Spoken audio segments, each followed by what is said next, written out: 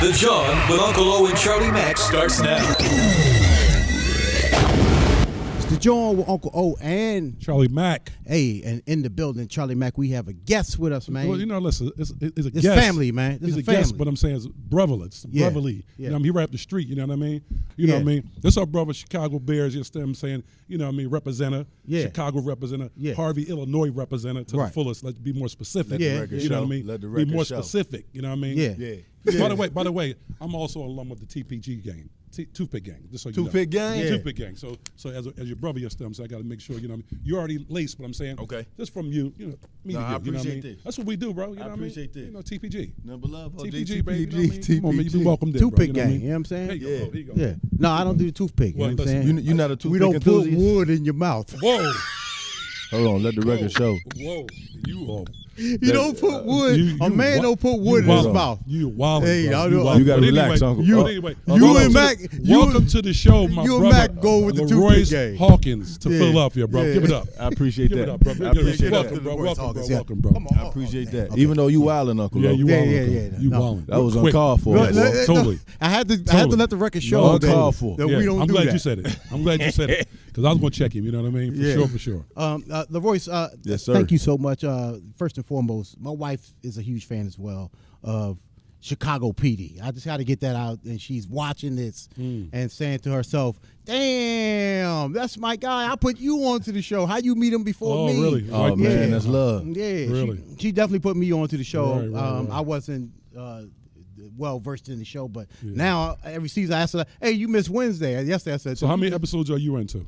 I don't know what season we on now, Okay. but Well, listen. We're on let's- season 13. I Let's say do that this. Let's do humbly. this right though. Let's do this right. Yeah. I'm saying to you, your wife put you down, right.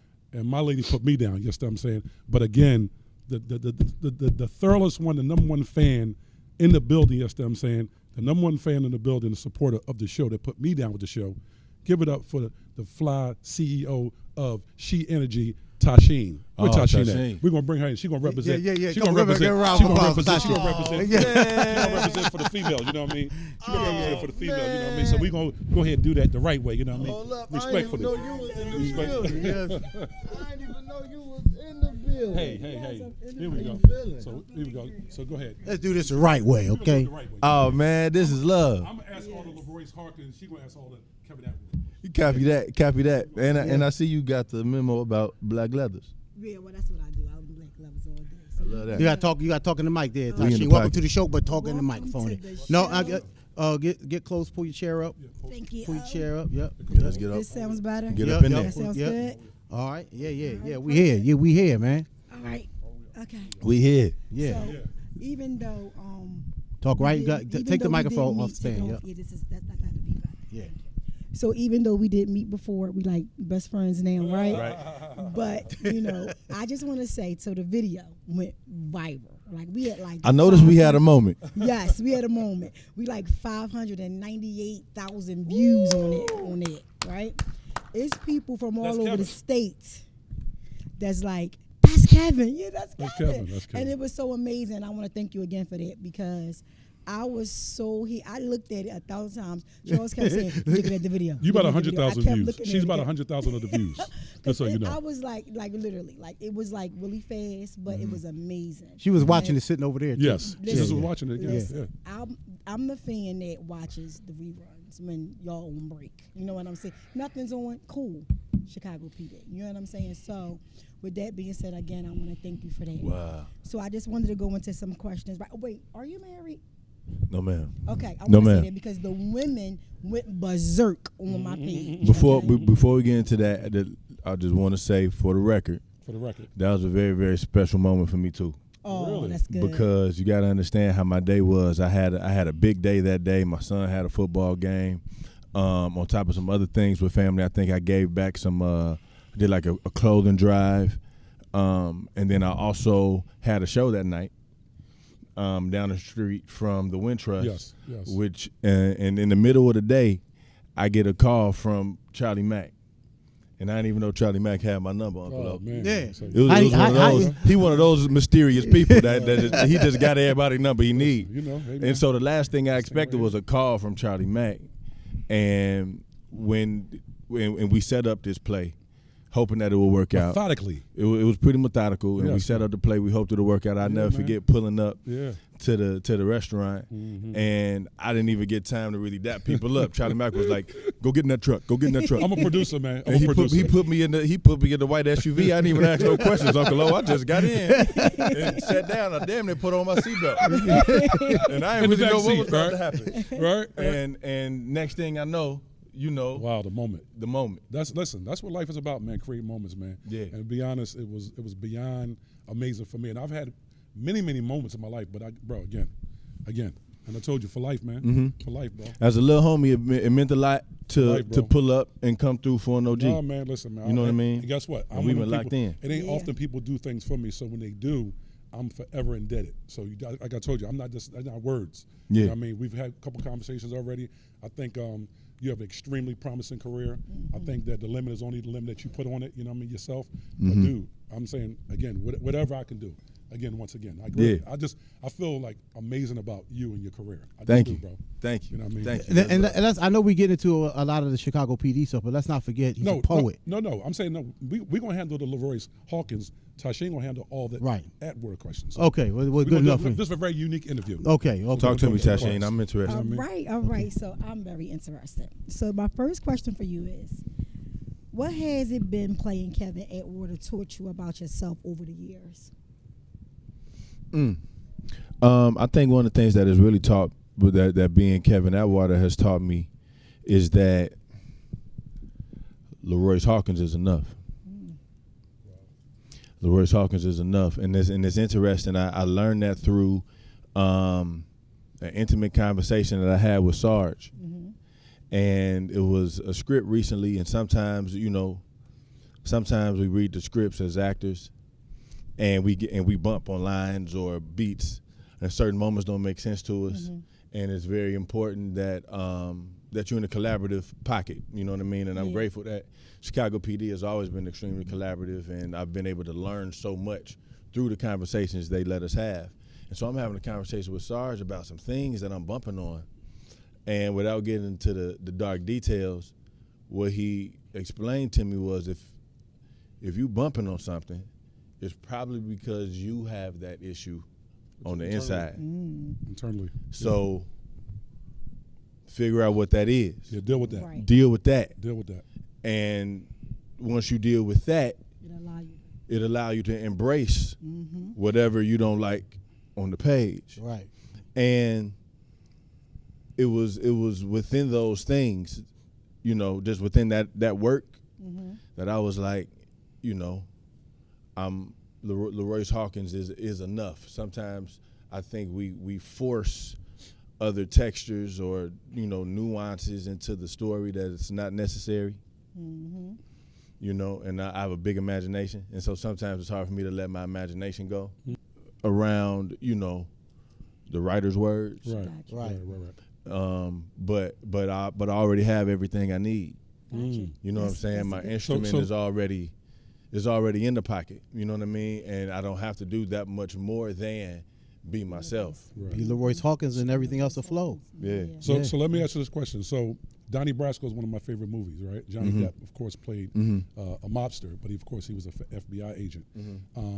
He got so entrenched into the work that he became, and he thought that he was a mobster.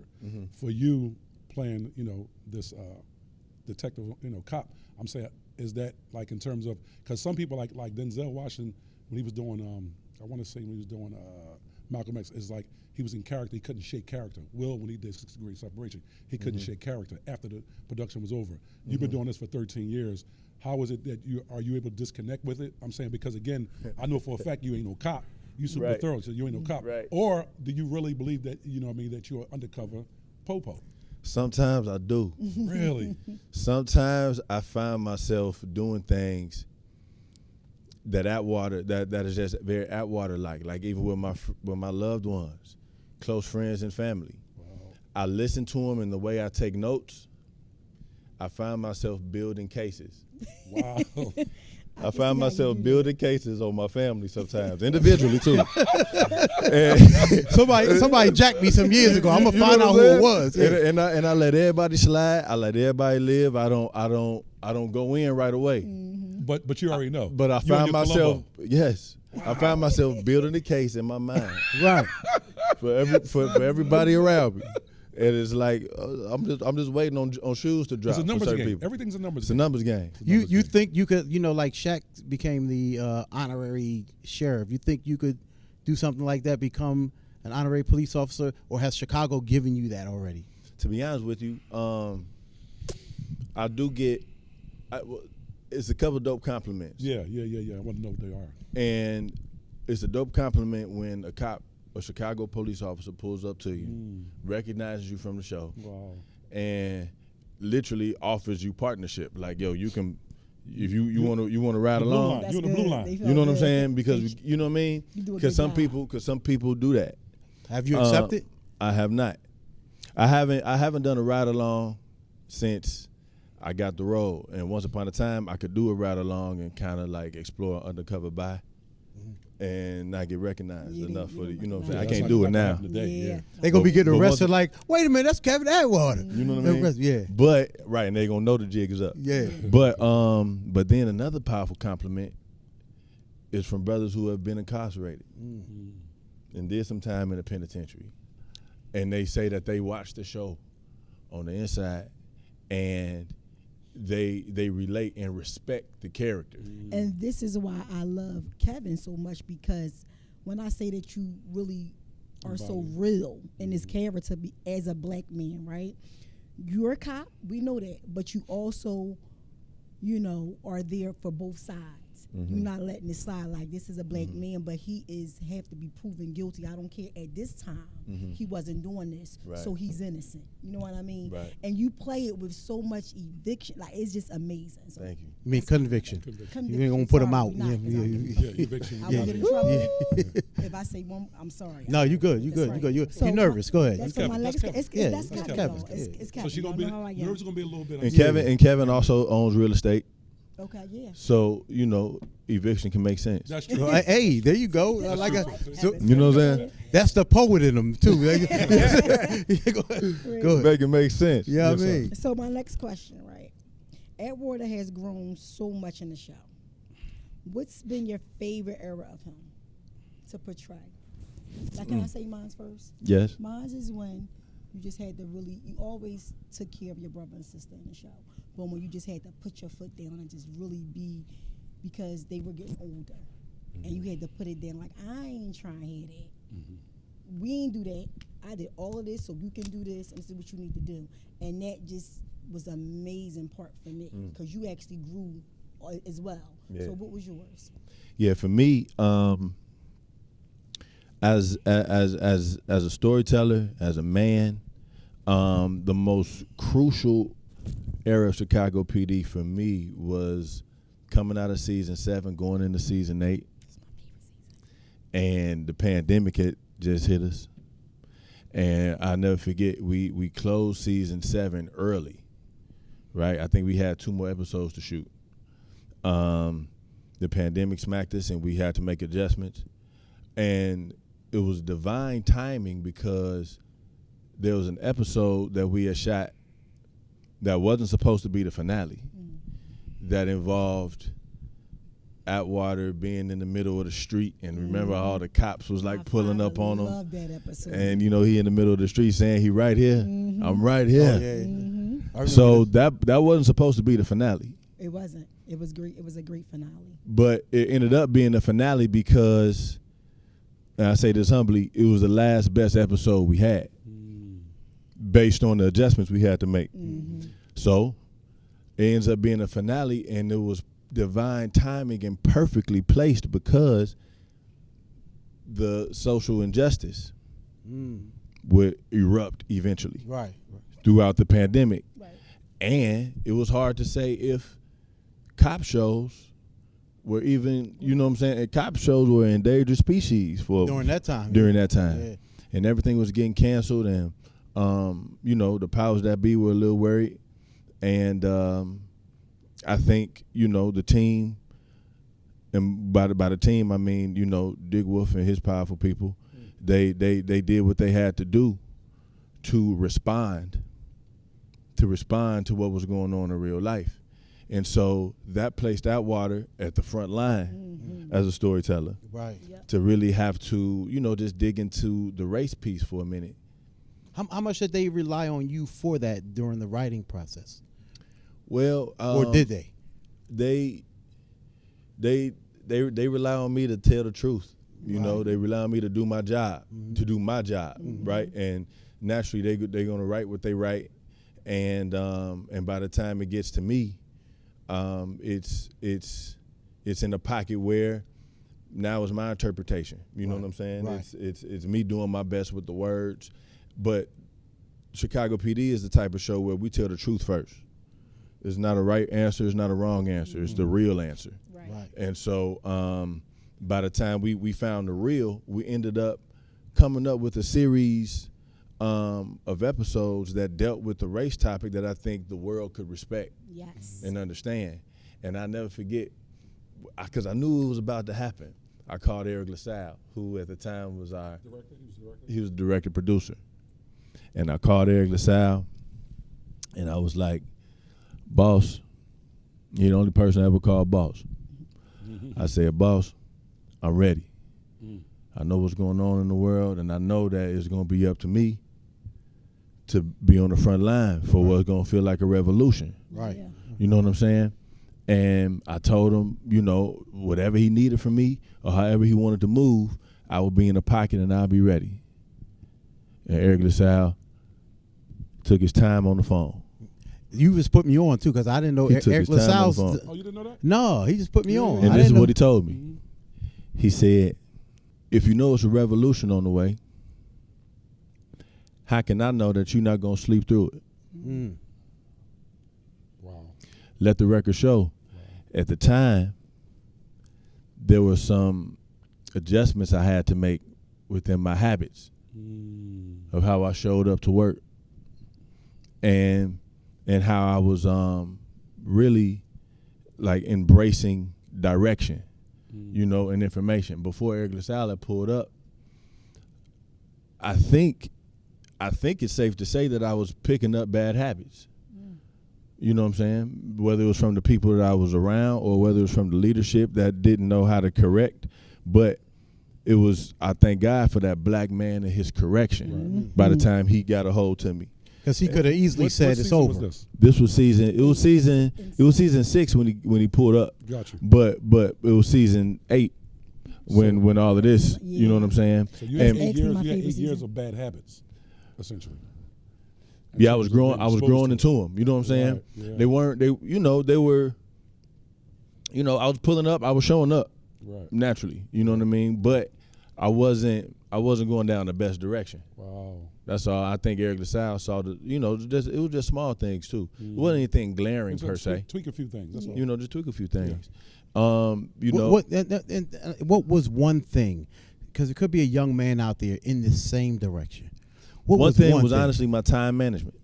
We talked about that, right? We spoke about It was my time management, and Eric LaSalle made it very clear that as the only brother on the TV show, you cannot afford Can't afford be to. late. you can't afford to have Right. the same Not show habits as your white constituents. Absolutely. It's real. You know what I'm saying? Yeah. And with that being the world we live in, that was something that I had to really I had to take heed to that.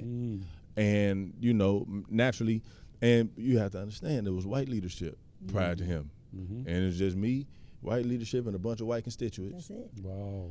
And I think I was just getting comfortable. So were you upset about that? Were you just rebelling against it? Like No. I'm not. It's just when you were talking about the time management, because in television and film, like versus music, you got studio time at 12 o'clock. It's your time. You come in there. I'm saying you got the studio for 12 hours. You can show up at 3 o'clock in the morning. Yeah. Right. But with 350 people depending on you showing up. So you showing up at 6 a.m. call time. You showing up at 7:30. You've now cost a lot of time. Yeah. A lot of people. So again, Yeah. who was actually allowing that? The ADs, the producers, the executive producers, Dick Wolf. I'm saying, how were you able to stay on the show and not be mindful of other people's time? Right. I think you know, once you become a family unit over time, Yeah. you know, there are Cover for certain you know, but I just think professionally, I gotten too comfortable. Yeah. And I think all he wanted me to understand was I can't afford to get that comfortable. Yes. I can't afford to get as comfortable. And the management of time was one of the main elements where that whole narrative manifested. Got you. You know what I'm saying? That's why I learned that lesson. Got you. And it was just me just making small adjustments in certain things. Like I said, it was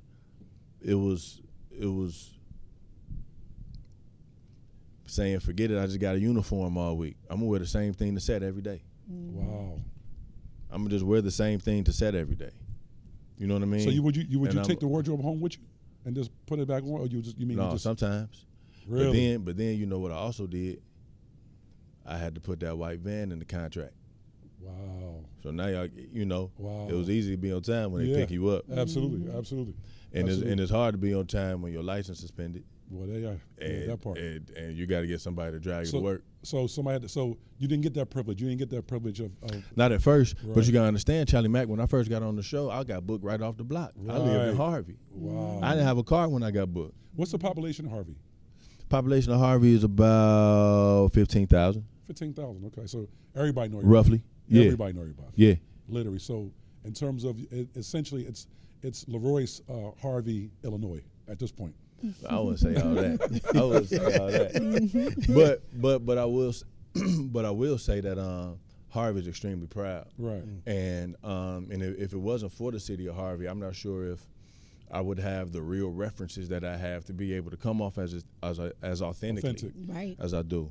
And so I'm very grateful. I was telling Charlie Mack this story earlier. It was, you know, you get booked as a local, and then you realize that you don't even have a car. Yeah. Wow. They booked me. My phone was barely on. Wow. You know what I mean? I never forget. They had to call my little brother Wow. to set up. You know what I mean? We can't reach him. You know, so by the time everything goes through, I'm like, damn, I'm gonna drive to work. So, and I didn't have no money. I ain't had no credit, but I did know of a dealership in Indiana that would get it done for me. Wow. Wow. You know what I'm saying? And so one of my big homies walked me up, be like an uncle to me, and set up the whole situation. All I had to show him was my contract. That's amazing. That's amazing. I showed him the contract. We figured it out, and I had a car, but my license suspended too. Damn. Right. So you still couldn't drive. You So I riding still couldn't dirty, drive. and you Riding dirty, and you playing a cop. Thank God, right? That was So thank God that's I got oxymoron like a mud. Right? oxymoronic. Thank God I got my family on me, and you know they got good licenses, so they could take me to work. Right. Yeah. But understand the difference between how I'm coming to work and how everybody else coming to work. Yeah. You know what I mean? And so I think over time, the you know, just whatever those soft obstacles were, Right. and I was, you know, years of barely making it, didn't really put me in the pocket to respect time as promptly and precisely as I should have, because I was okay with barely making it. Right. You know what I mean? Wow. And so once I got out of that habit of barely making it, and I put myself in position to think ahead. Man, it's hard to think ahead when you're behind. But yeah. But I had to come from behind To get And ahead. now that I'm ahead, I'm in the pocket where, come on, Charlie Mack, ask me when the last time I was late to work. There we go. Yeah. Talk Yeah, about I that. mean- It's hard to say. Talk about that. You know what I'm saying? Talk about that. I'm there early. So I'm for in the 6 pocket a.m. now. Call, you pulling up at 5:45. I'm pulling up about 5:45. Love that. We And I love like to get there first. We love Right. that. First thing. Yeah. I got to get that first thing so I Love can that. set my trailer up. First thing I do when I get the trailer, I do 50 push-ups. Okay. You know what I'm saying? Okay. So wait a minute. Let's hold it for a beat. I want you to talk to me about the process of actually getting the actual show, booking the show. How did it come about? How did you find out about the audition? Who contacted you? Tell me about that whole process right there. So Tashin, what a lot of people don't know, and you might find this interesting. Do you watch Chicago Fire? Yes, I watch all three. She watched Remember, all it was a three. character on Chicago Fire whose name was Otis. Yes. Otis was a black role at first. He died, right? Yeah, was but the at the firefighter very, now. very beginning, when Chicago Fire first started, and they were auditioning people for Otis, they were auditioning brothers because Otis was a black role. Oh, really? Wow. Because Otis really is like, is he like Mexican or something? Russian. The one, Russian. I knew he was something. Yeah, Okay. yeah. So imagine he's a black role. Right. When I auditioned for it, Oh, you did. I'm still in college. Hmm. I had like 2 months before graduation. Oh, so you auditioned for Otis first. Oh, okay. And I was hoping I got it because, to be honest with you, Charlie Mack, I didn't want to do the rest of my assignments. Wow. I'm so ready to get up out of college. I'm ready to go. I'm ready to go. I'm like, please let me book this. So I Wow. got an excuse to get out the way. Right. You know what I mean? And I got the call back. I get the call For back Otis. for Otis. Got you. And it's just me and another brother. You ain't gonna believe who the brother is. The brother that played Paul Williams in The Temptations. Oh, wow. To this day, I only know his first name because when he introduced himself, I cut him off. Damn. He said, "Hey, brother, how's it going? My name Christian." I said, "No, you Paul Williams to me." Period, right? Absolutely. What? Absolutely. It was the first and only time I ever been starstruck. I couldn't believe it. Wow. And I'm in the audition room, literally singing, "This is mine, you can't take it." Like I'm trying to get him to know, like I done seen the movie. Yeah. And he looking at me like I'm crazy. And then I went to the bathroom and had to shake it off. I did a prayer and some push-ups. Better do it. That's tradition for me. Every Pray time I and push audition, in that order. pray push-up, pray push-up. Got you. And next thing I knew, I had the role. Wow. The only Otis, caveat Otis, was of yeah, Otis. Otis, got you. Only caveat was my agents called me and they said, good news is you got the role. Bad news is they might change the color of the character. And if they don't change the color of the character, the role is yours. So imagine now I got to go back to school and I got to wait these long 2-3 months.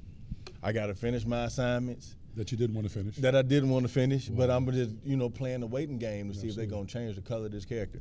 And I'm catching signs that I'm going to be a firefighter. I'm watching white girls on my campus walk Dalmatians. Did you say I'm about to be a firefighter? You know what I'm saying? Fire lock truck. it in. You lock Every it in. time I saw a fire truck, I'm in, Yeah. you know You what I'm lock it saying? in. I'm Right. perked up. You know Trying what to I find a mean? character.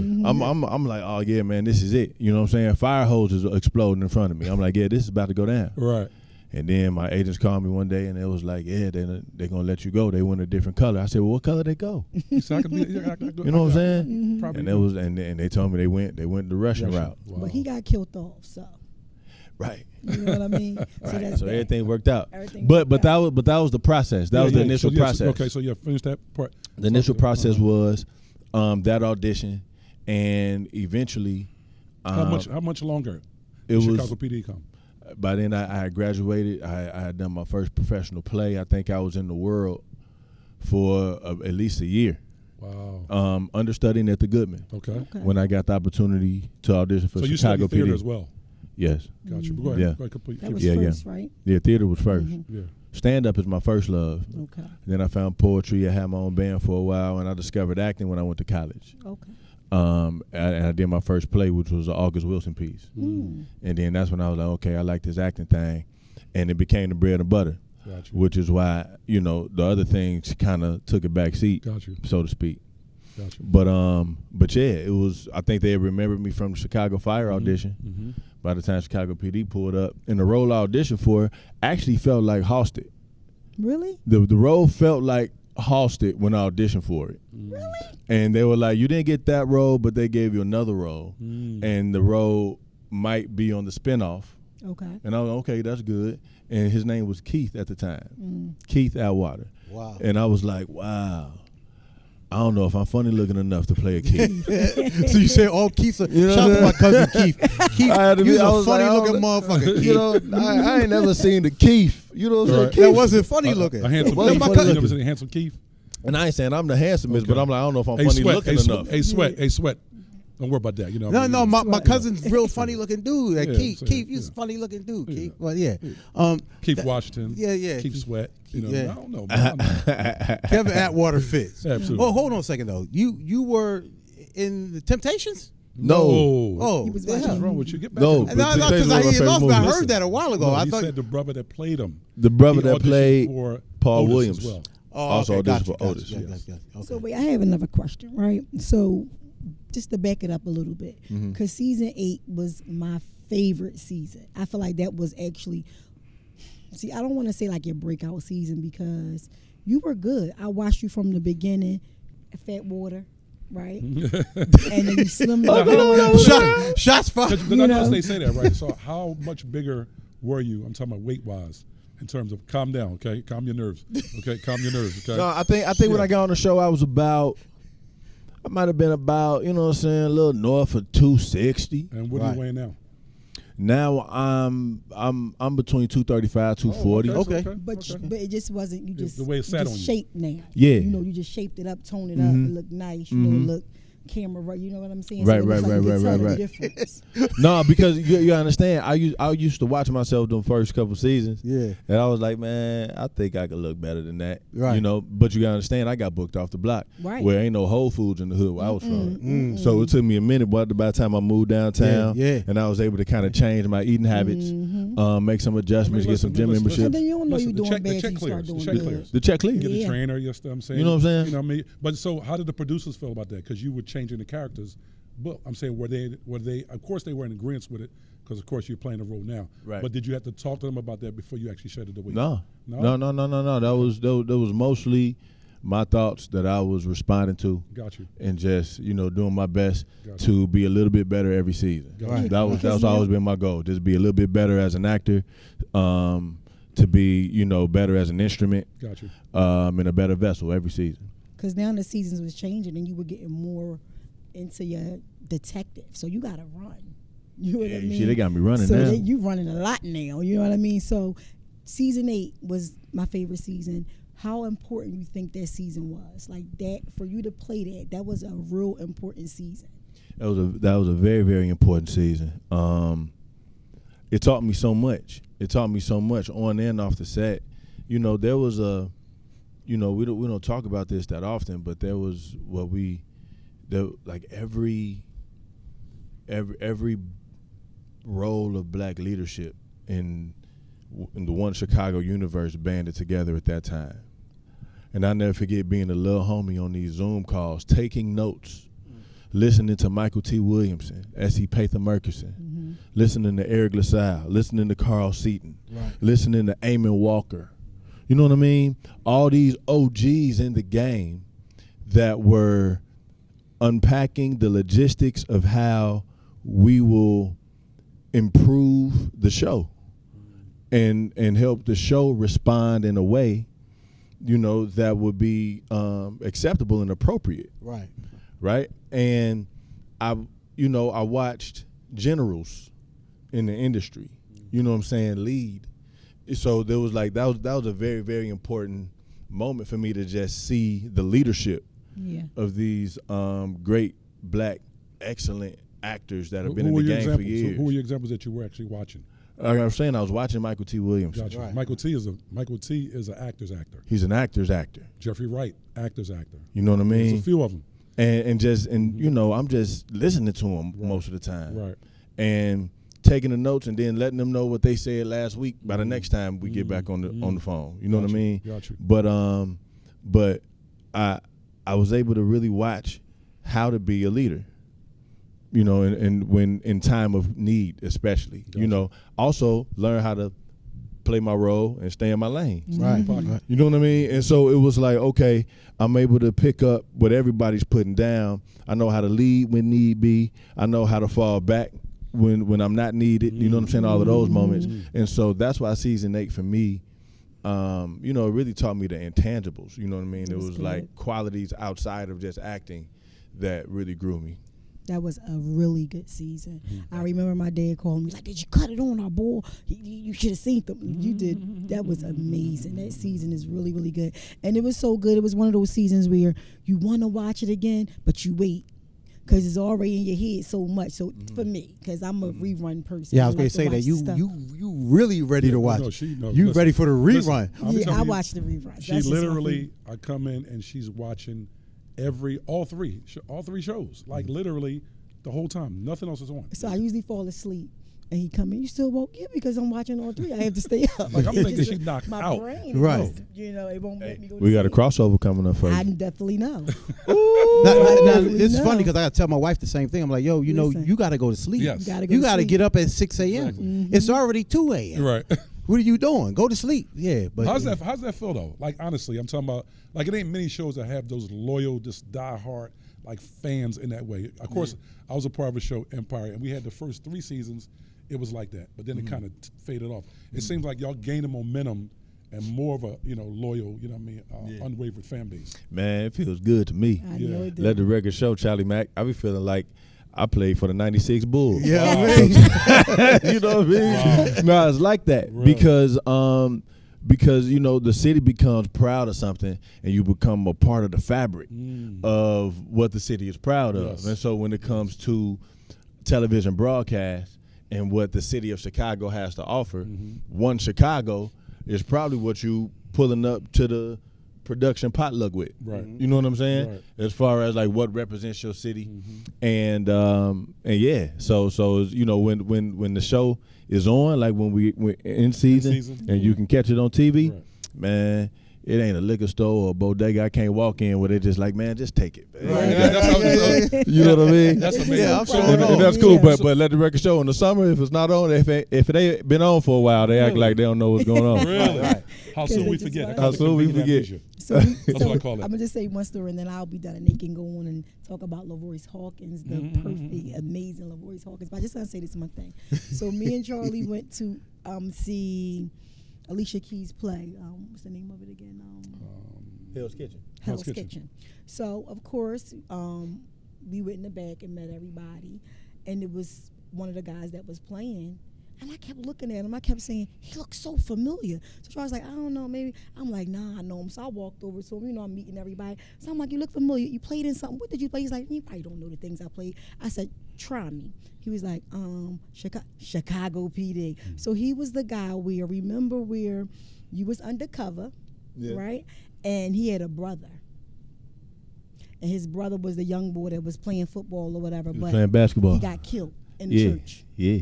And that was him. And I said, I knew you. And He got killed by the cop. He got killed by the cop. Come on, That Tashi. was- Come on, Tashi. You supposed to know that. that was the one he got killed by the cop in the backyard, right? No. That's not the one. He Okay. was That's the the wrong the episode. first one That's that the got wrong killed by the episode. cop. Remember, we got pulled over. He got pulled over and he walked around. We got y'all pulled was over. undercover and you walked around Yeah. to the back and he got killed. Right, His name, you talking about Phil? Phil.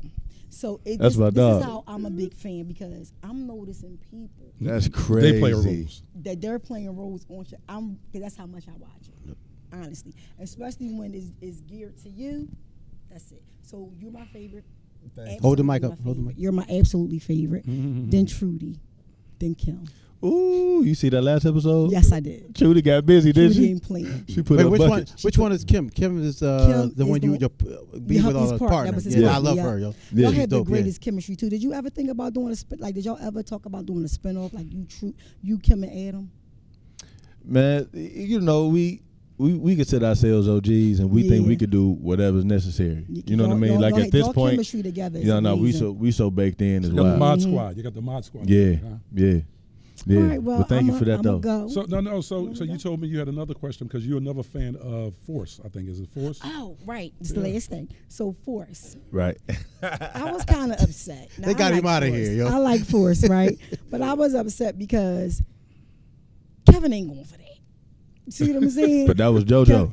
Yeah, That was JoJo. JoJo was a little slow. Yeah, JoJo But- was but a little this- slow. But you did good as JoJo, because I could tell the slowness, but I was just looking like Kevin ain't going. So hold on, let me unpack for you but what I explored with JoJo was he's been living in Chicago and ran into got hooked up with the RDs, been living with them for about 10 years. But he really from East St. Louis. Oh, so he ain't really Chicago. That's why he had on the True Religion fit like that. There you go, all big like that. You all big like that. Looking like a mark. So that explains the True Religion. There you go. Okay. And then he had just started his lock journey. Oh. Did you peep the twist? I seen it. He had just started his lock journey, and because of J-Nard, he had never really see the full potential of where his locks could have went. Not at all. 'Cause But- it was gone. Right, you know what I'm saying? And so he got so much on his mind at the same time. I don't think, but it was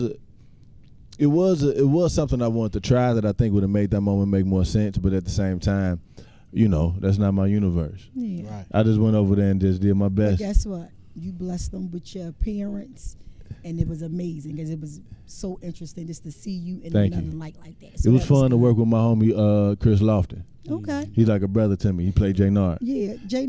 Well, Yeah, they aired him out. They got him out of there too. No, No, they he's didn't. the No, He the no, one who- Jay Nard's still there. He Brother, aired, right? yeah, he aired everybody They got out. Diamond somebody out. didn't die. Diamond's out. They His got brother. Diamond Diamond's out. out. Yeah. Yeah. Yeah. Jannard is still. Yeah. Jay Nard gonna make it through. Yeah. He over there, he hitting it. Yeah, He over yeah. there. That nose He candy. just gave the drugs up though. He did. early. He look at it. He just. Yeah, threw it you on, gotta see the tossed it finale. on. He okay. gave it up. He gave it up? Yeah. I'm happy to see that. Yeah. I'm I'm happy to see that Don't get held on supply. Yeah, they had him out there wild. No, we did watch it when he was getting ready to shoot up, And and then he he decided to stopped. put it He down. was like, I'm He looked eating at his the extra brother. stuff. Yes, Yeah. that's good. That's Yep. good. Yeah. He overcame it, 'cause He overcame it, He man. was about to sniff all of Chicago snow up and then go out and kill everything. You know what I mean? No, man, Listen, it was But I great would to like watch to, them I cook. would like to see you on because it looks like it's going to be some type of spinoff again with them two, Tommy. Oh, yeah. And so I would like to see you. I would like to see you. They on killed other him plays though. like that. He's a rap. He's a No, rap. Tommy, He's a Tommy's rhino. still alive. No, they killed him. You don't Yeah, see him no it's more. over for JoJo, Oh, He man. did, yo. No, Maybe but it's guess a what? That's the flashback. great thing Yeah. about television and film. They could bring you back. It's like they banged him out, but they could have, took him. Whoa, they banged him out. They banged him out, but they could have, like, what I mean? Listen, Pause. Really? Ain't it Is that time we to doing? say that? Is that Yes, yes, it's time to Is say that that. what we doing? I'm just Well, trying to- yeah, I'm just saying, yeah. is that what we doing? Okay.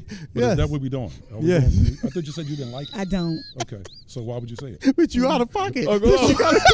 She gotta call you out in your mouth. Uncle O, you gotta relax. She gotta call. But anyway, with television and film, I'm saying you can make anything happen. Yeah, sure. Right. You can make anything You can happen. bring ghosts back if they want to. Yeah, real true. Yeah. They pay ghosts his money, he can come back.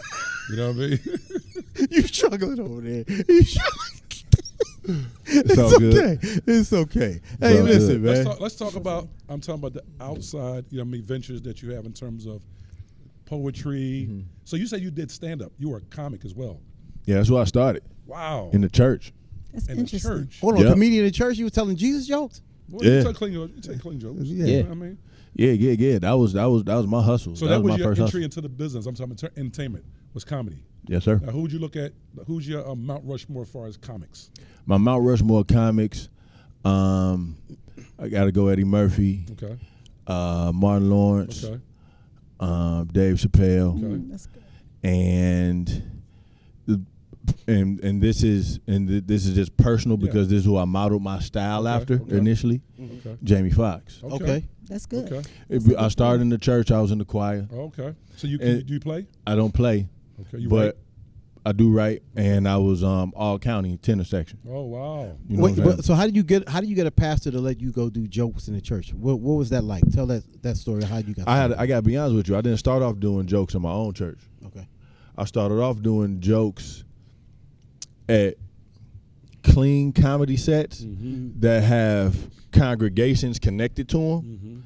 That's how you get into that church circuit. You know what I'm saying? Gotcha. You just need enough church people to see you at some clean sets, and then just based on your material, they'll know if you can come to the pulpit. And I've literally told jokes in the pulpit.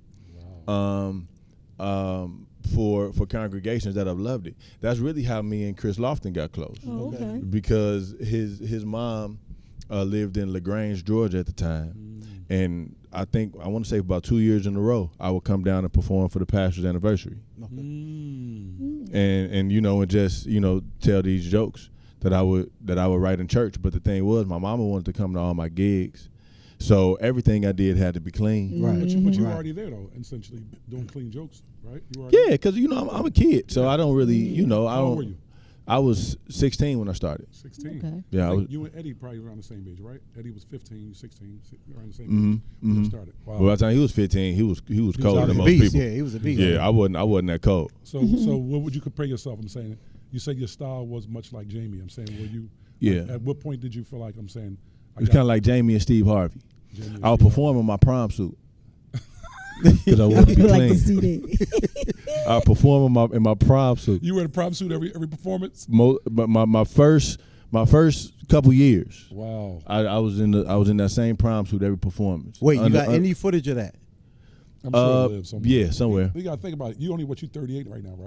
37. 37. Right. So it ain't Yeah. too far fetched. There's something on YouTube somewhere, right?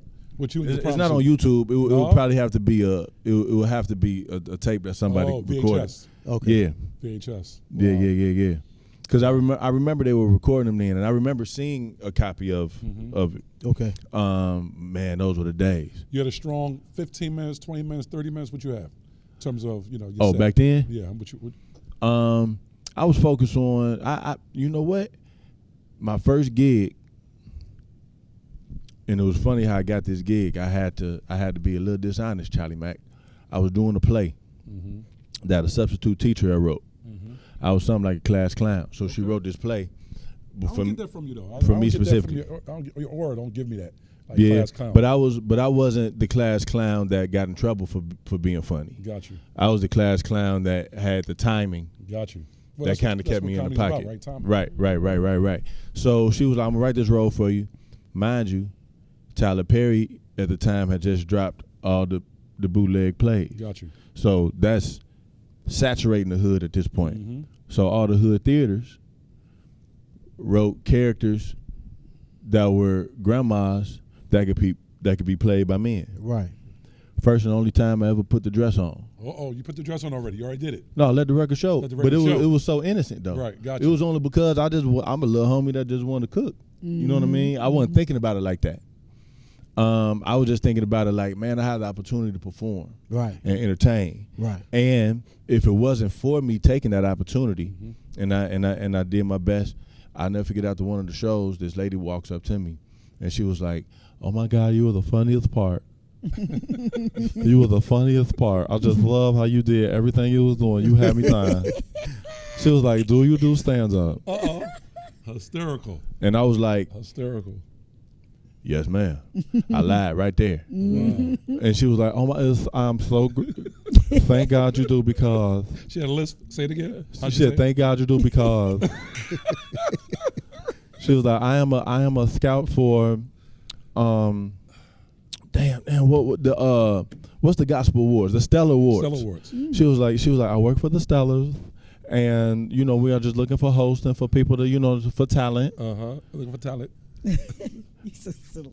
And if you do stand up, I'm pretty sure I can find something for you. Now, was And this I was a like, woman? what? Was this a woman? Was this born a woman, or was like born man then woman?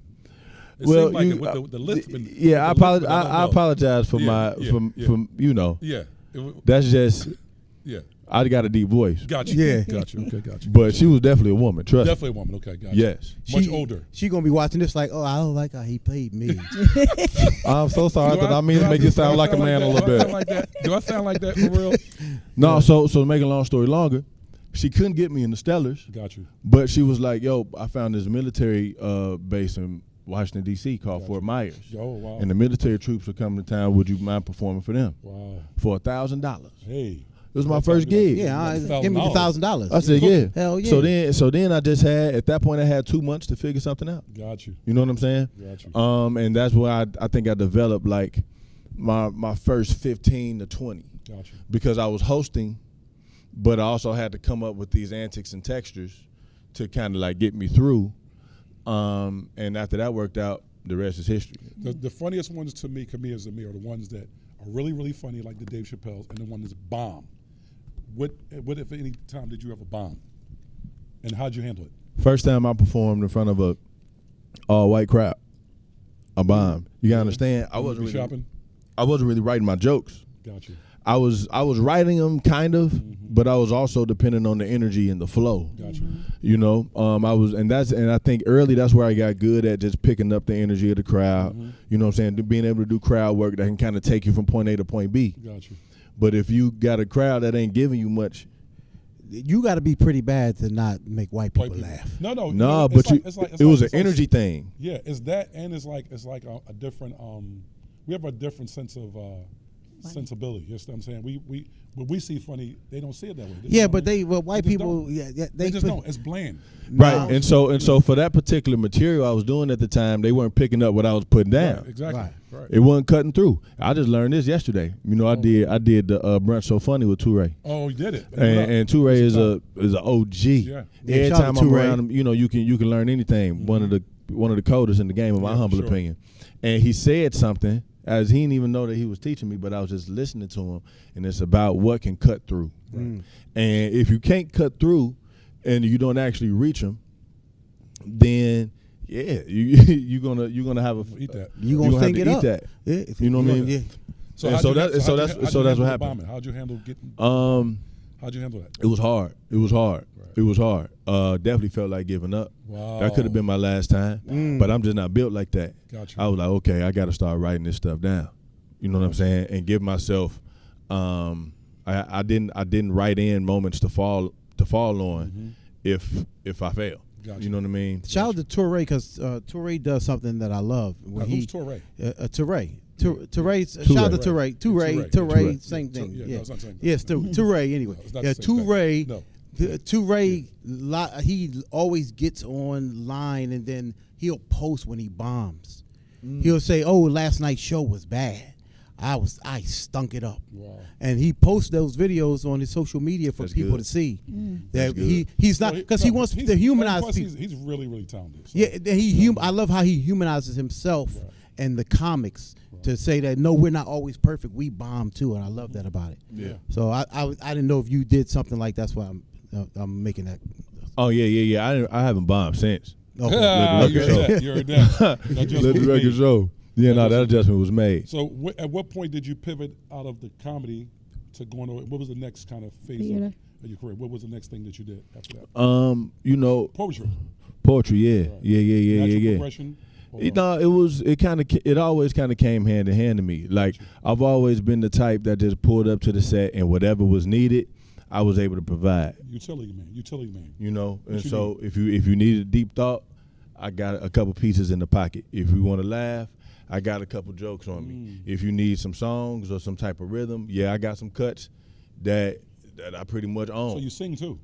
Yeah, I was a little bit. I'm more of a note holder these days. But once upon a time, I was when I was all county in the tenor section. Yeah, I told you I was a Ray Charles impersonator for about 4 years. Really? I saw that. It was after. It was after. I mean, that's why I give so much props to Jamie, because he's always been not just the standard, but also what I would imitate. And like I would pull up, and my mama would like be at one of her homegirls' backyard barbecues, and she'd be like, "Royce, come over here and do that song, And it was always Jamie Foxx's version of the Brady Bunch. Wow. It goes. How's it go? Yeah. Let's go. Yeah, hold on. Get it. Go ahead. Nah, I can't. Charlie Mack, let the record show. Let the record show. Now wouldn't be the time. I told you I'm more of a no holder, but I'm gonna give you a funny story. Yes, sir. About the Jamie Foxx version of Brady Bunch. Got you. How it saved me once. Okay. I was a young bull. Okay, yeah. I see what you did there. And I'm visiting Illinois State. Got you. In high school, and you go to college campus and they show you everything that the college has to offer. At the time, I think, the Greeks were having step shows, and the Black Student Union was having talent show. Got you. So we go to the talent show. I'm the only little homie in the high school group that's bugging the college kids like, "Yo, bro, let me get in the talent show." Right. And he like, "What you mean? Well, you want to be in the talent show?" I'm like, "Hell yeah, I want to be in the talent show."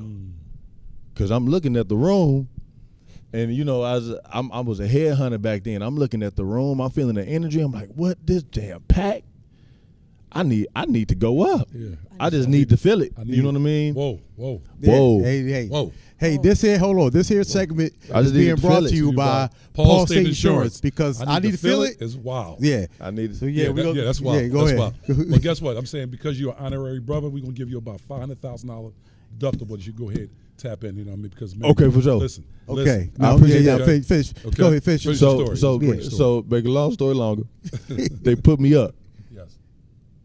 And I didn't know exactly what I was gonna do, because I had a few things on me. But they put me last, which gave me the soft advantage. So by the time I saw everything in the room and I felt where the room was, analyzed the room. I was like, yeah, they need the Brady Bunch. Wow. They needed the Brady Bunch. And I threw that song up, and I added one more, because at the time because what Jamie Foxx does is he breaks down the Brady Bunch and he sings it like Luther Vandross, Prince, and Babyface. Wow. And so I added Ray Charles on the back end wow. because at the time I was in my Ray Charles mode. Dope. Gotcha. And man, told that talent show up, and that's when I knew I was going to Illinois State. No. They was begging for me. They was like, please come here. Wow. You know what I mean? But it was because of the artistry of idols that I looked up to. Gotcha. Jamie Foxx being one of them, where it was like, gee, I always knew, to have a few of those things in the pocket. What I will hope is that eventually there's a young bull behind me that sees LaRoyce Hawkins and can consider his textures No question. to be put in their pocket. No question. You know what I'm saying? But it goes back to what you're saying about adjusting how you kind of operate in your own, like, again, because you don't realize who's watching, right? You don't realize that you didn't know you had an effect on her in the way you had an effect on her. You know what I mean? That's the great thing about, having access to the world in the way that you have it. You don't know how many people you're touching, you know what I mean? So, yeah, you got to be mindful of that. And it is a level of responsibility come with great reward, you know what I mean? So it's good that you're mindful of that, and now you made the adjustments, and now you're moving on, you know what I mean? It's a beautiful situation. Let me ask you, what was your first poem you ever wrote that made you feel like I'm being seen by the people with what I'm doing and my talent and my craft? And I'm going to add to that. So I love that he said that, because you didn't want to give us the Brady Bunch piece, but I love a piece, that part that he said, that poem. Do you remember your first poem? And if so, could you actually share that with us? Yeah, I can. I think the first poem that gave me that gave me the looks, the eyes, and the eyes and the energy. Yeah. Was this piece I wrote called Matthew 14, and I saw you do this part on Sway. Yeah. Go ahead. And what made that moment incredible was the fact that I didn't know I was going to be on Sway in the morning that morning. So not knowing that I'm about to really be on Sway in the morning, which is crazy. Right, yeah. Plus, not expecting him to ask me to spit. Right.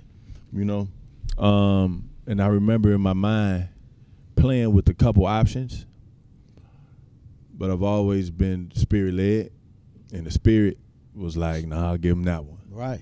Yeah. And so it's one of my favorite stories.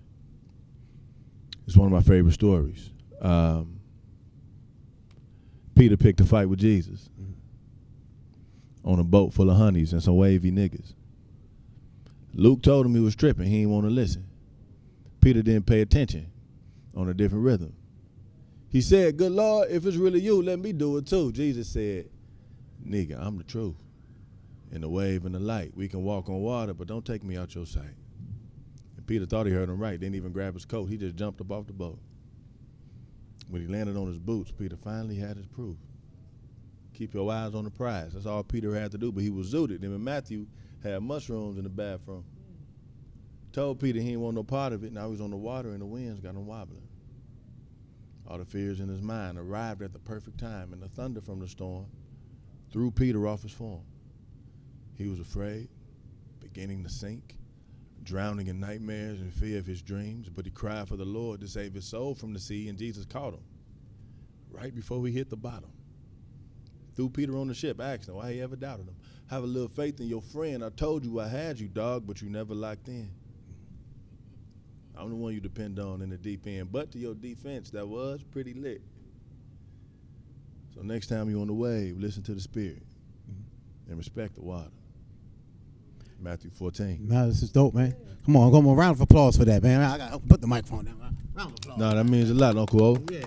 That means a lot, Uncle O. I'm glad you did that, because I watched that on Sway. I said, damn, that's fire. I hope when I ask this question, he do that on the show. That is fire, bro.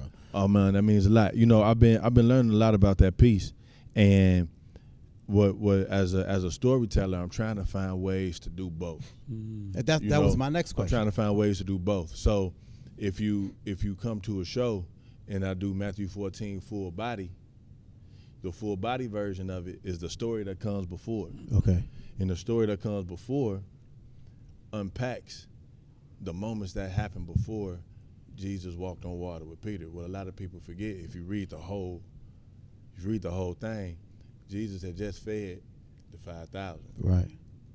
before he fed the 5,000, he had just found out that his favorite first cousin, John the Baptist, got murked. So imagine finding out late. He didn't find out that John the Baptist got murked the way that we find out people get murked on social media. It was years later.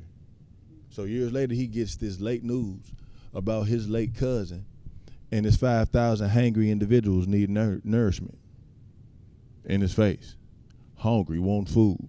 Thank God the little homie had the leftovers that his mama made him the night before. 2-piece perch, fried hard, and 5 garlic breads. That's the way my translation say Uncle O. Some translations might say tilapia, but I don't trust them. I ain't never seen nobody go tilapia fishing. You feel me? No, ever. But imagine the little homie pull up with the leftovers. God, I mean, Jesus so cold, he multiplied. Everybody go home with doggy bags. And there was 12 bushels left. If it was 12 bushels left, and I don't know if you understand how much a bushel is, Tasheem, but that's at least 8 gallons. That's big. That's a lot of 2-piece purchase, 5 garlic bread going on the boat. And if it's 12 bushels, that means every disciple probably had their own bushel. Right. If every disciple got their own bushel, man, if I'm a disciple, I'm taking a bushel and a young lady. I need somebody to make these sides. I need somebody to, you know what I'm saying, put the food up when I'm done. Somebody to cook the yams and give me the yams. You know what I'm saying? Eat in the tree. Eat in the tree. So that's how you get on the boat. Yes, sir. And everybody wavy. Yeah. They with Jesus. So wine on tap. You know what I mean? Know what I mean? Yeah. And it wasn't until the storm kicked off where everybody just had to calm down and be like, wait, what's going on? That's when Peter noticed Jesus, and I'm pretty sure he was probably drunk. Had a lot of, you know what I'm saying? And so that's the story that's told before that moment. That's dope. Under a regular setting, and it really gives it some context, which I like to do. I like to give that piece some context, right? Because I think by the time you get hit with because the piece is hard on its own, but when you consider all the context, I think it's a dope experience. Yeah. When you, how much of the poetry do you write to get a better understanding of yourself? Oh man, to be honest with you, you don't really understand what you wrote sometimes until years later. I got pieces that took me years to write, and then years later, I'm still learning from them. I'm still understanding why I wrote what I wrote. And I can't even really take 100% credit for it because I wrote all these pieces with the spirit involved. You know what I'm saying? So a lot of times I feel like I'm being told what to write as opposed to it coming from my own devices. And I'm just obedient to what the spirit tells me to write. And then I write it down.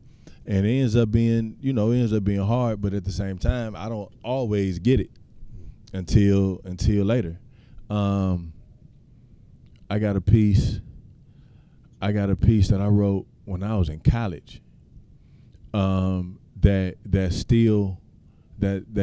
even means more now. I can't even believe I wrote this when I was 19. So again, the great thing about it, we have our own show.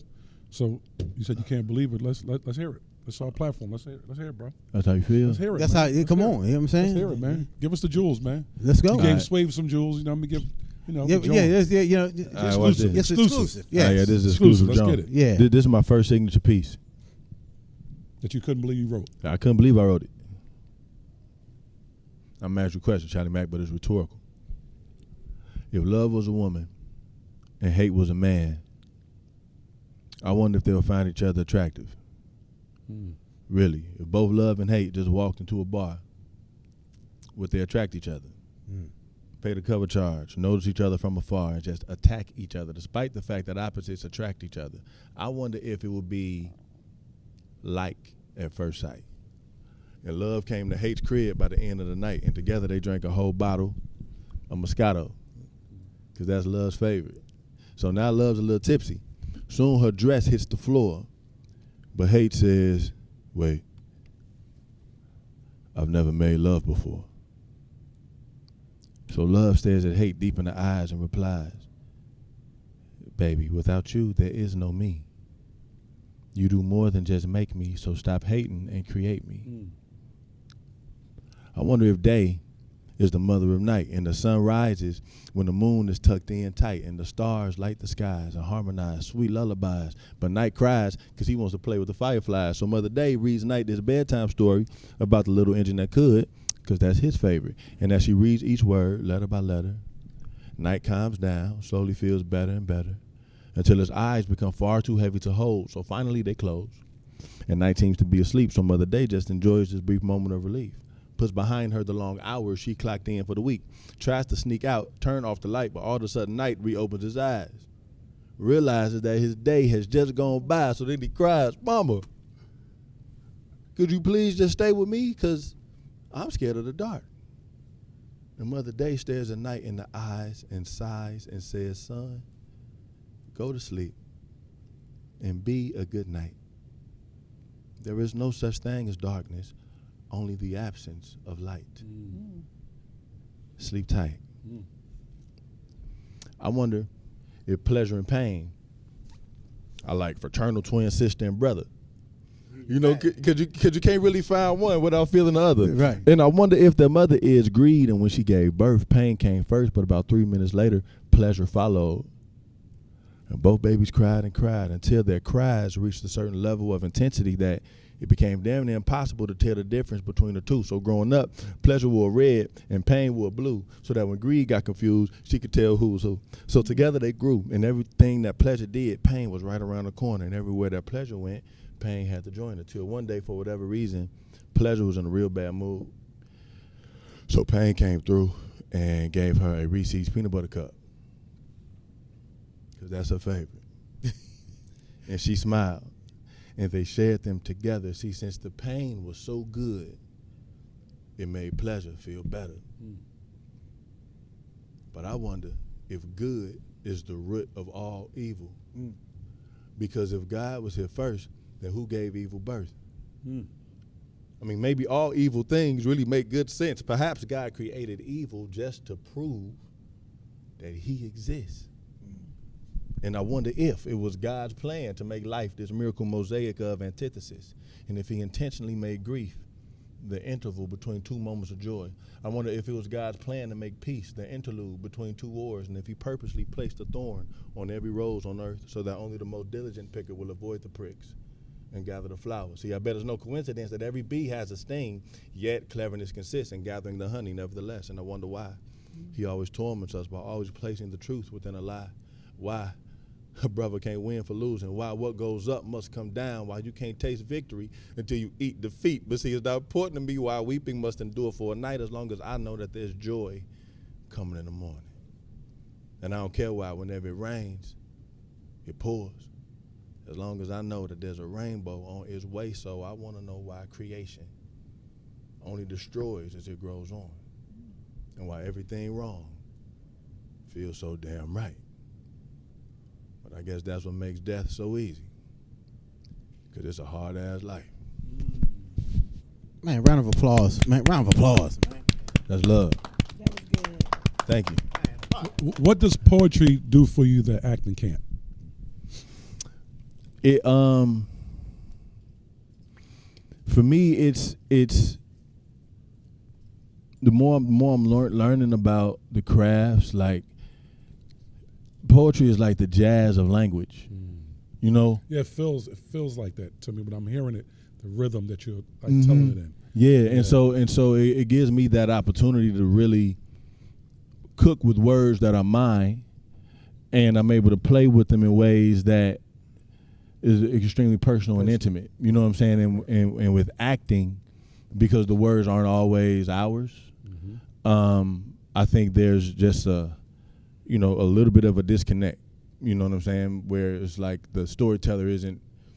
Well, I'm not gonna say we got some great actors that are really able to make language pop, but I think poetry is just a little bit more personal and intimate. It's like really having an instrument on you. You know what I'm saying? And I can do that. I can do that piece anywhere. You know what I'm saying? And make it make sense. Gotcha. I can't say Atwater's lines everywhere. Right. You know what I mean? Right. And because they don't and apply really to, make they the don't apply to moment you personally. Poetry Mhm. is personal. Acting is somebody else's vision. Yeah. So yeah. But you use some of the same principles in both. Got you. From pace to inflection and tension. You know what I'm saying? Those types of things. But yeah. What do you prefer, acting or poetry or comedy? Like, what's your number one? What's your love? I'm always gonna credit comedy as my first love. God, wow, that's my first love. I thought you were gonna say poetry, but okay. But comedy made me a fearless performer. Got you. Comedy, once you can get on that stage. How much comedy helps you with acting as well too, right? Yeah. Especially with comedy the timing. Is brutal. That's why it's brutal. I'm talking about it's brutal. Right. Like where poetry is kind of like, I don't know. I've never seen anybody get booed in poetry. It's kind of they respect it and they appreciate the piece that you presented, and it's just like that. They're not really judging it. Where with comedy, it's like, yeah, you could catch like in the first 3 or 4 minutes, it'd be over for you. Yeah, it's kind of that in poetry as well, because you gotta capture people's attention with the words you're giving. But they're not as but your reaction to Charlie Mack's point, the reaction from the crowd, no matter how good or bad you are, respectful. You know what I'm saying? There's like this even type of respect. Absolutely. Where, you can be a poet for a long time and not know that you're not that good. That part. There's a lot of rappers out here, right? It is hard. Right it's now. hard to be a comic, for a certain amount of time and not be hit with the understanding that, I might not be that. I might gotta relax. You know what I'm saying? Or I might have to make some adjustments. You know what I'm saying? Right. Poetry, you might be trying to crocheting because Yeah. poetry just ain't your thing. Right, You know what I right. mean? You know what I mean? The sun and the sky and the moon. I would think as a poet, I couldn't do it at all. Timing Totally. is a lot of timing in poetry as well. I think you gotta be. I think your thought process. I'm talking about where you at. You gotta be centered. You know what I mean? You gotta be a deep thinker to do poetry. Yeah. You can't be a surface level thinker. And that's what I appreciate about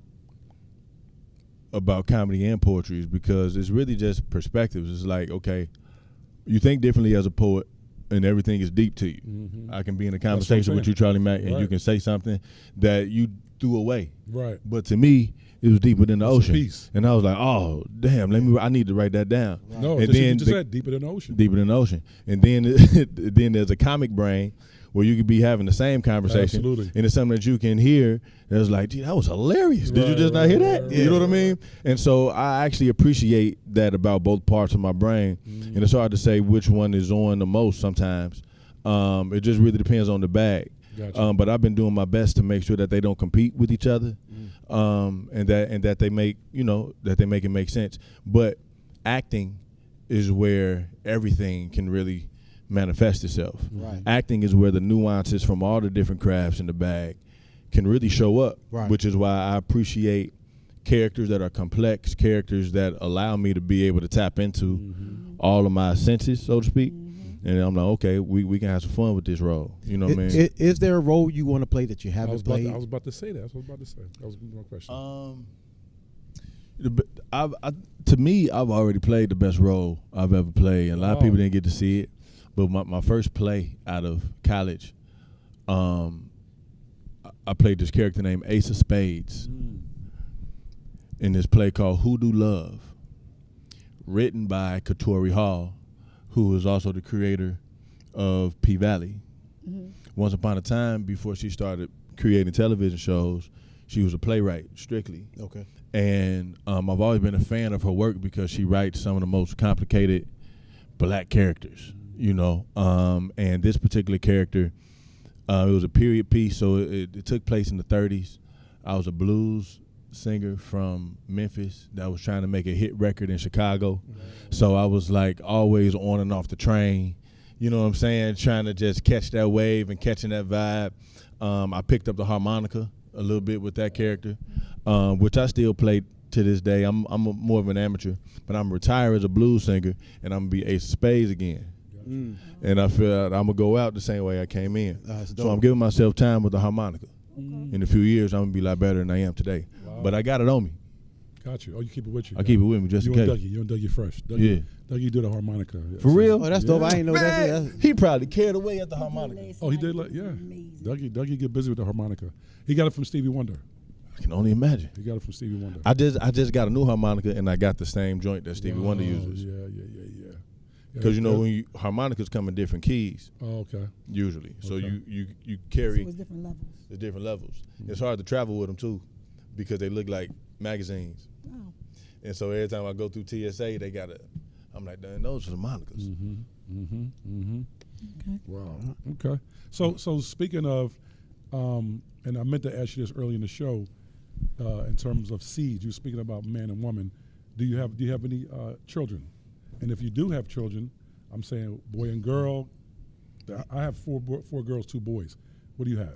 I got one boy. One boy. Okay. Is he a junior? My only begotten son. Only begotten son, but is he a junior? He's not. He was almost a junior. How do we mean almost a junior? How's that work? Almost a junior. He was almost a junior because, let the record show, my son was born in the middle of a scene. I was shooting a scene on Chicago PD. Sometimes the episode comes on and I see it. I'm like, damn, that's when that boy was born. But yeah, so born in the middle of a scene, so I couldn't go see him till I got off work. Damn. Wow. That's why he wasn't the junior. No, hold on. You funny. So I'm on my way, and this is what was dope about this moment. He's being born like an hour and some change away in Rockford, Illinois. Oh. I'm getting off work in Chicago. 2 of my homies from the gig and one of my best partners in real life came with me to go see my son for the first time. Wow. It was like I was showing up with 3 wise men, and they all had gifts. Wow. And on the way there, I knew he was going to be one of 2 names. Actually, I had 3 options. We always liked Roman. Okay. But You said we. Now, who's we? Me and his mother. Got you. We always liked Roman, but we had to see him first. Got you. Because you got to look like a Roman. Right. You Yeah, can't just You know be what I'm saying? Roman. Yeah. You can't just be Roman. No. You got to look like it. It's a couple of things you can't just be. So that was up for grabs. Okay. But all I knew was that, because my family calls me Ro. Got you. That's a family nickname for me. Everybody calls me Ro. I just want him to be Lil Ro. Got you. So up until he was born, me and his OG were doing our best to come up with names that had Ro in it, Got you. so that Lil Ro can make sense. Got you. And the only way it was making sense to a certain point was if I named him Ro, or Lil Ro. or gave him the junior, which would be LaRoyce. Got you. As I'm speeding to the hospital and I got a call from my pops. And my pops is good at naming people. Mm-hmm. And my pops, he called me. He was like, Ro, I heard you think about naming that boy Ro. And I was like, it's an option, Pops. He was like, hell no, don't do that. Wow. I was like, why? Why you say that? He said, because we call you Ro, we gonna damn near call him Lil Ro anyway, and you don't want his teacher taking attendance in the classroom and she screaming for Ro and he the only black child in the class. And I was like, you making Makes a point. sense, yeah. So you making a point, Pops. He was like, get that boy something good. Something that he can grow into and figure out. And he was like, you don't got to name him after you because you got some stuff going on. Mm-hmm. But my pops has always been the type to understand, naming and legacy and what it can mean, what it can stand for, stuff like that. And naturally, I did want him to have his own vibe. And so by the time I saw him, me and his mama looked at each other. We was like, yeah, I think he could probably pull Roman off one day. But I didn't know what Roman meant Got you. at first. Because, I was like, man, well, I'm an artist. Right. So I'm like, what does it mean? Right. And I slept on it. And I never forget waking up and I had it. I beseech ye, therefore, brethren, by the mercies of God, that you present your bodies a living sacrifice, holy and acceptable unto God, which is your reasonable service. And do not be conformed by the world, but be transformed by the renewal of your mind. Romans 12. I always had that on me. In my heart, I learned it as a little homie. Got you. And so when Romans 12 pulled up, it was like God was winking at me, not just because he would be named after Romans, but he was also born with 12 fingers. Wow. And that's when God winked at me and was like, that boy named Roman. I was like, On both? damn. Yeah, is it on both hands? Yeah, he had 6 little 6, nubs. Yeah. He had little Did you nubs. remove him? Yeah, his mama was scared of him. I was like, we should at least keep one on because, Give one you hand know, up, you one get finger up. you get scholarships and stuff But like then that. you be Romans 11. Romans 11. Uncle O, you got to relax. You're right. But then he be Romans 11, and I do not know that verse by heart. Yeah. She did the right thing. Now he's She did Romans right- 10. Now he's Romans 10. Let the record show. Yeah. Yeah, man. Yeah. Hey, listen, we want to thank you for blessing us with Time your well presence, spent. man. That's And love. I think the poetry is amazing. Thank you for what you do there. Before we wrap up, let me just say this. In terms of poetry, right? Def Poetry Jam was out there. Of course, it went away. Why do you think poetry doesn't get the support? I'm talking about in a way that all the other forms of art. What do you think? I think because you are avid poetry. Yeah. I'm saying you do it often, right? And you don't need it, I'm saying, to feed yourself because, of course, you have a creator that actually pays you handsomely. So, again, why do you think that it doesn't get the support? And then we... Yeah, I think a few things are true at the same time. I think that there have been some poets that have been amazing examples of how poetry can feel like a career to people. I don't think the average little homie grows up wanting to be a poet because the poets, and it makes sense why, because poets are really, and I learned this from my big homie Black Ice. From Philly. Shout out to Black Ice. Black Ice, who is an OG. Right. But poets, by his definition, are ordinary people who can do extraordinary things. You know what I'm saying? Like the poet by nature is damn near just, in the back seat. You know what I'm saying? It wouldn't be much like a poet to puff himself up and put himself in the front. We're not comedians. Right. We're not rappers. You know what I'm saying? We're not actors. Right. And so there's a humility and a dignity that I think that comes with being a poet anyway. Right. Absolutely. Which is why we've assumed this pocket of, and excuse my French, brokenness. You know what I'm saying? Like the average poet is like they're okay with like, just give me the minimum. Right. The poet, if it's a poet on the show, they probably getting less and they take up less of the budget. You know what I mean? But I think poets as a culture, if we reminded ourselves that you need poetry in everything. Right. That's what poetry is in everything. Right. And I think there are systems that can help poetry, systems like publishing, systems like like trademarking and all these things, that if we owned our words, you know what I mean, and owned our stories and the stories that we were telling, then there would be a way that whether you were Jay Ivy getting Grammys or whether you were just a poet that has the publishing deal that you can afford to, make books. You know what I'm saying? Or your books are helping you make a living. You know what I mean? Like as an actor, you don't have to be on TV to make a living as an actor. And as a poet, I think we have yet to really find that niche that can really support us while there's this umbrella of poetry that, some of us can be entertainers, some of us can be, writers and storytellers. Some of us have to push the needle forward as far as popularity is concerned, and so we have an interesting hodgepodge of qualities, similar to every other genre. I think it's just now that poetry is, because of the Academy's work, because of pioneers like Black Ice, Jay Ivy, that we can, that now we can kind of see something along the horizon, but we got a lot to learn as far as those things are concerned. Last one. When you're writing a piece, how do you know it's finished, or do you ever finish a piece? I'm saying, does it live on? How do you know? That's a good question, because there are pieces that, is you just know, it goes back to listening to that small voice in your head, which is the spirit, and it just kind of tells you.